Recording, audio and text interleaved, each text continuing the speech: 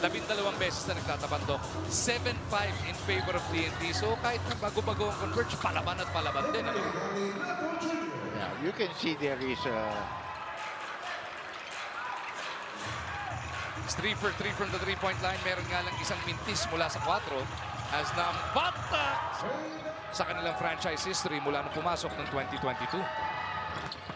Sina Coach Delta wants this conference to be it. It was si Stingray has other things in mind. 6-1 goes to 6-2. Tapos magaling naman drumibol. So pag dinatiin ka sa ilalim yan. 8 puntos ngayon para kay Stingray on 3 of 7.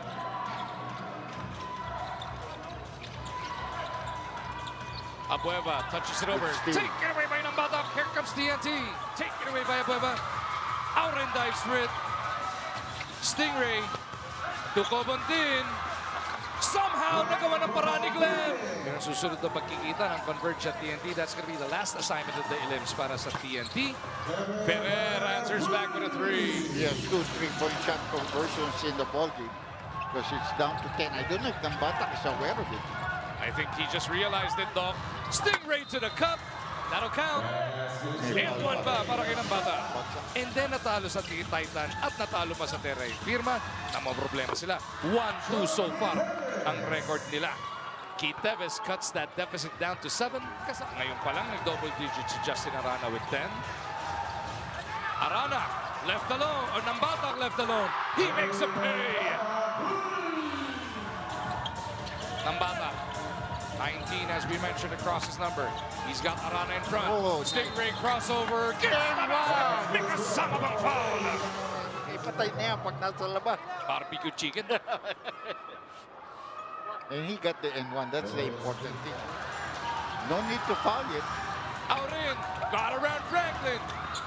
Here comes Stingray. Cobontin gets it over to Stingray. Here we go. Nambata, 3, 2. Stingray for the win. Wala na iba titira niya. Wala na iba titira niya. Nambata at the buzzer. Natitigan nila kung may oras pa. Pero wala na talaga iba titira niyan. Counting. 3 points. Wala pang kulay. Naka 3 points siya. Galinato. But Galinato played the hell of a game too. But it is Stingray. Ray Nambatak as the player of the game at it's atin ang Sports Plus. Yeah, look at this. 30 points also. Parang import. 4 assists. 3 out of 6 from 3-point territory, including the last one was perfect from the free throw line. 110-107. TNT with one of the most improbable wins we've seen in the modern day of your PBA. Sino pa ba ang ating player of the game? Siyempre, walang iba kung hindi si Ray Nambatak. Ray, crazy game. Can you just take us back to that huddle? Yun ba talaga yung dinraw na play and just walk us through that game-winning shot?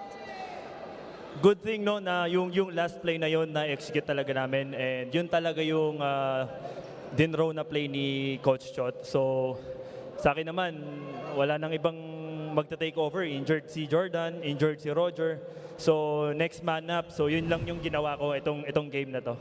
Ray, nakita rin namin in clutch time, talagang ikaw yung nakikipag-usap with your teammates. Ano ba yung sinasabi mo sa kanila? At paano kayo nagtulong-tulungan para mapaunan yung mga iniwan ni Jordan at ni Pogs? Actually, yung naka-bailout si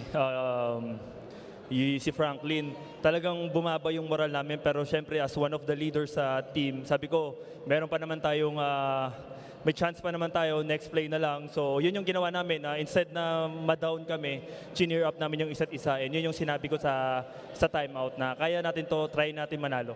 And what a game indeed. Kanina mo gustong i-dedicate ito, Ray?